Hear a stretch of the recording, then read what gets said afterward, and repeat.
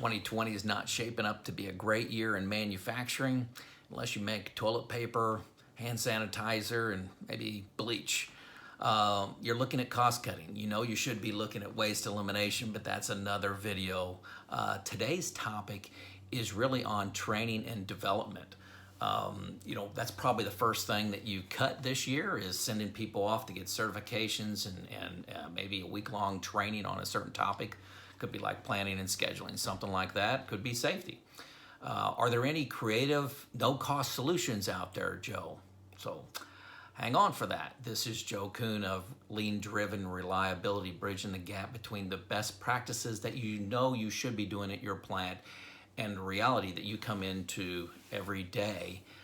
Just some help getting through those gaps and those learnings and traps that are out there in deploying a reliability culture.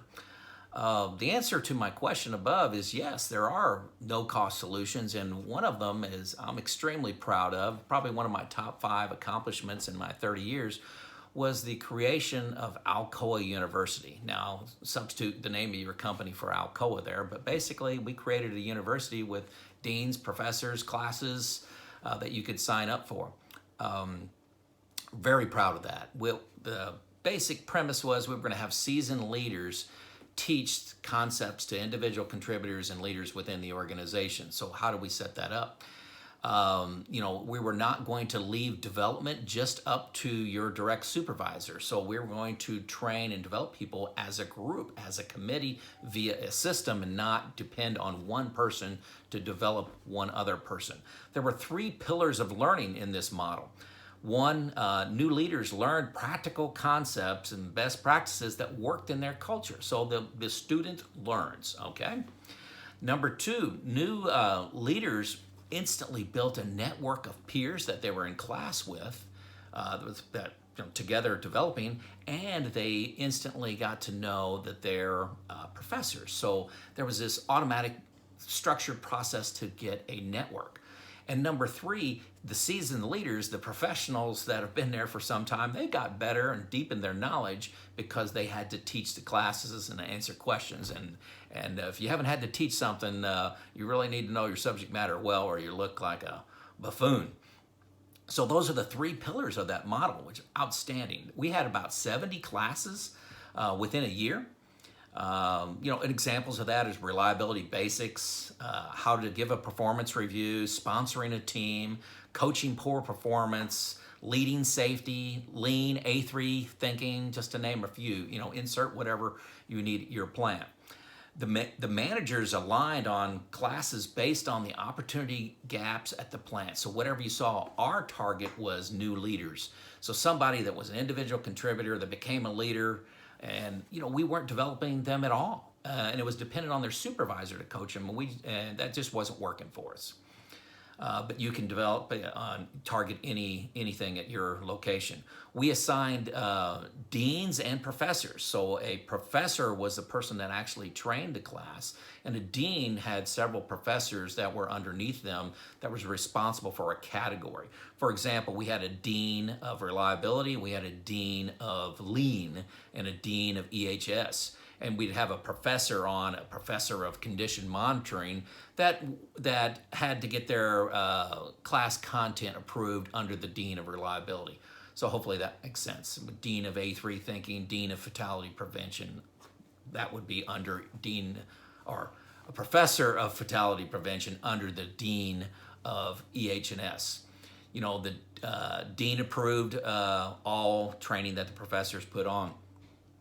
We began with our gap in leadership, like I talked. Classes ranged from 2 hours to 5 days. A 2-hour class may be how to lead fatality prevention, and a 5-day class may be A3 thinking, where you did a lot of observation on the shop floor.